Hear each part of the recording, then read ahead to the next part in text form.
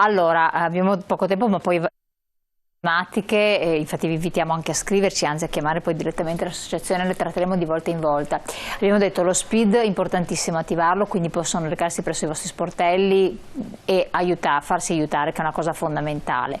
Leggo una domanda: per SPID 2 coniugi anziani devono avere uno smartphone ciascuno? Grazie, Luisa, provincia di Venezia. Purtroppo sì, uno dei grossi limiti dello SPID, oltre alla macchinosità per alcuni per la richiesta e l'ottenimento, è il fatto di avere obbligatoriamente un numero di telefono e un indirizzo mail soggettivo. Infatti una delle contestazioni che noi avevamo mosso inizialmente quando era nato questa forma di nuova identificazione digitale era appunto l'impossibilità magari per un figlio piuttosto che per un parente di dare come appoggio per la quello che avrei immaginato io, un proprio recapito. Purtroppo. Ma quindi se un anziano è il classico, non faccio neanche nomi di marche, cellularone con i tastoni perché non ha lo smartphone e non c'ha il tablet naturalmente, perché come fa? Deve comprarselo. Allora, per la creazione chiede supporto a noi ed è possibile. Per tutto il resto è chiaro che avrà la necessità di avere il supporto di qualcuno che abbia un tablet piuttosto che un PC, piuttosto che un altro strumento tecnologico. Fantastico. Per poter accedere. L'unica novità che sarà possibile utilizzare a breve sarà la possibilità di comunque avere una delega per l'accesso allo SPID, il che significa che non è possibile per una terza persona richiedere lo SPID. Per esempio il figlio non potrà chiedere lo SPID per il genitore, ma potrà ricevere la delega del genitore per utilizzare il proprio SPID ed accedere con quindi le proprie credenziali personali anche alla posizione del padre. Questo sarà possibile non appena la Comunità Europea darà l'avvio al nostro piano, il PNRR, che è stato presentato, e quindi sarà introdotta questa nuova forma di delega a favore soprattutto per la popolazione anziana, che quindi ha maggiore difficoltà nell'utilizzo di questo SPID e potrà quindi, ripetiamo, delegare una persona di fiducia o un parente che con le sue credenziali potrà avere accesso ai servizi relativi al nonno, al padre o al parente che magari in quel momento non è in grado o non vuole attivarsi un proprio SPID. Questo è importante. Allo stato attuale però non è possibile farlo. L'altra cosa, si era chiacchierato fuori onda, però forse è doveroso dirlo, il bonus vacanze, visto che siamo anche in periodo, no, questo bonus vacanze non si può attivare adesso, cioè deve averlo chiesto un po' tempo dietro. Sì. Lo dice lei, Presidente? Io. Vada. Sì, perché effettivamente c'è un po' di confusione, nel senso che i giornali chiaramente parlano di bonus vacanza senza spiegare che si può accedere al bonus vacanza esclusivamente per coloro i quali avevano fatto domanda entro il 31/12 del 2020. Quindi quello che hanno esteso è solo il periodo entro cui poterlo utilizzare, quindi non si può fare domanda adesso. Quindi quel che è fatto è fatto, adesso attivare il bonus vacanze non è possibile farlo. Quindi o l'hai fatto l'anno scorso, 2020, altrimenti niente da fare. Sì, perché diciamo che hanno esteso la possibilità esclusivamente a coloro i quali avevano fatto domanda di poterlo utilizzare quest'anno. Quindi questo qua c'è la fregatura. Non compete a voi, lo dicevamo prima, però tantissimi chiedono di questo benedetto ISEE. L'ISEE va fatto per tante cose, vero Presidente? Sì, noi consigliamo ovviamente di fare l'ISEE recandosi presso un centro fiscale piuttosto che il commercialista, o compilando la DSU se qualcuno è in grado di farlo all'interno del sito dell'Agenzia delle Entrate, quindi inserendo i dati richiesti per la produzione di questo documento. E ricordiamo che l'ISEE è necessario per beneficiare di molte agevolazioni economiche, e non solo perché alcune agevolazioni sono destinate solamente ad una fascia determinata di popolazione che possiede un determinato ISEE, ma anche magari la quantificazione del bonus, dell'agevolazione prevista, ovviamente è parametrata in base al livello di ISEE che il singolo o la famiglia va a presentare. Quindi anche questo, che tra l'altro serve per tante cose, anche solo l'assegno unico, no, per i figli, quindi bisogna farlo. Buongiorno, ho fatto lo SPID ma non riesco a entrare nel sito dell'INPS, per cortesia mi potete aiutare? Grazie. Giovanni da Mira. Allora sì, il signor Gio, se vuole, può prendere un appuntamento presso il nostro sportello, o presso quello di Mira o presso quello anche a Mira, di Venezia. Noi siamo presenti anche a Mira e il nostro incaricato gli darà sicuramente una mano per poter accedere al sito. Quindi ecco, l'importante è prenotarsi, andare prenotando l'appuntamento. In genere comunque voi avete uno sportello regionale che è aperto, sì, giusto? Tutti i mercoledì e venerdì?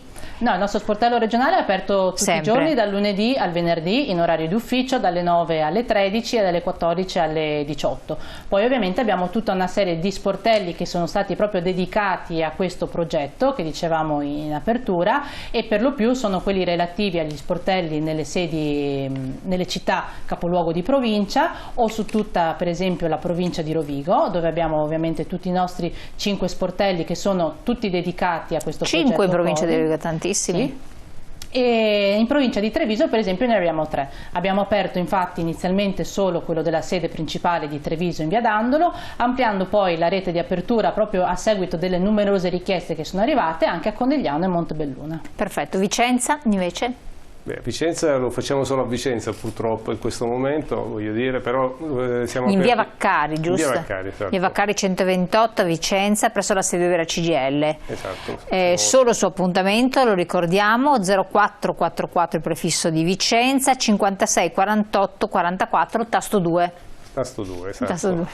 Questo è fondamentale. Comunque per chi invece avesse internet vada a visitare il sito www.federconsveneto.it, che ci sono anche tra l'altro delle cose molto simpatiche, perché avete fatto dei piccoli video, dei cartoni animati, no? Che rappresentano quelli che sono i casi tipici che possono succedere, come vanno risolti, quindi secondo me merita di essere guardato. Sappiamo tutti che i codici non vanno mai dati, ma la cosa sorprendente è come fanno ad avere tutti il mio telefono, conoscono anche il mio nome se si parla di bollette, pazzesco.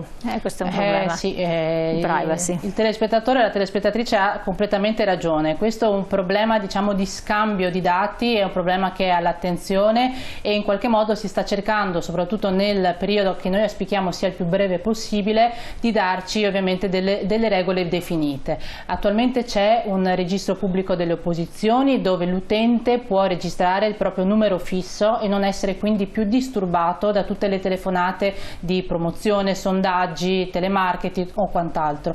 A breve, non appena ovviamente ci sarà il via libera da parte del governo, sarà possibile estendere questo blocco anche ai numeri di cellulare, quindi tutte le numerazioni che sono in capo a un utente potranno avere un blocco totale di tutte le chiamate indesiderate e sarà possibile quindi attraverso questo servizio negare tutti quei consensi che in maniera consapevole o forse anche inconsapevole noi abbiamo ceduto a società con le quali per esempio abbiamo stipulato un contratto di fornitura della luce, del gas, della telefonia o per l'acquisto di qualsiasi bene, perché come si diceva prima l'attenzione che noi dobbiamo porre nel leggere tutte le clausole di un contratto sono anche e soprattutto quelle relative alla gestione dei nostri dati personali e a chi noi stiamo autorizzando a gestire e a divulgare i nostri dati che magari in quel momento stiamo dando ad una persona ma magari il giorno dopo verranno ovviamente divulgati a società terze collegate magari a quella società iniziale. Assolutamente, siamo giunti al termine, il tempo è volato.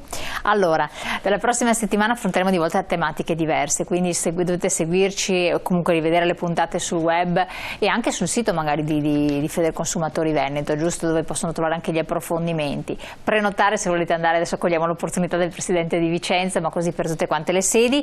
Ricordiamo anche non solo www.federconsveneto.it, la mail per chi ha la mail federconsveneto@federconsveneto.it, oppure esiste anche Facebook @Federconsumatori Veneto APS, quindi ci siete anche su Facebook ma siete anche su Twitter. Aggiornatissimi, Twitter Federconsveneto e poi YouTube Federconsumatori Regione del Veneto. Insomma ci sono tantissime opportunità per accedere a tutti i servizi di Federconsumatori anche in carne e ossa, prenotandosi, andando agli sportelli, trovando le persone, il Presidente che ogni tanto sarà presente anche lui immagino a fare attività di consulenza e di supporto. Allora le varie questioni, affronteremo anche la questione delle prossime vacanze, quindi i consigli per non incappare in situazioni strane, perché adesso si sta muovendo di tutto e di più, in modo particolare l'attenzione poi sarà focalizzata su tutto quello, il mondo del web. Io vi ringrazio, grazie della vostra presenza, della vostra consulenza, alla prossima, intanto buon lavoro, so che ne avete, chiamate tutti quanti le sedi di Federconsumatori per avere la vostra assistenza, grazie di averci seguito e naturalmente ci ritroviamo domani.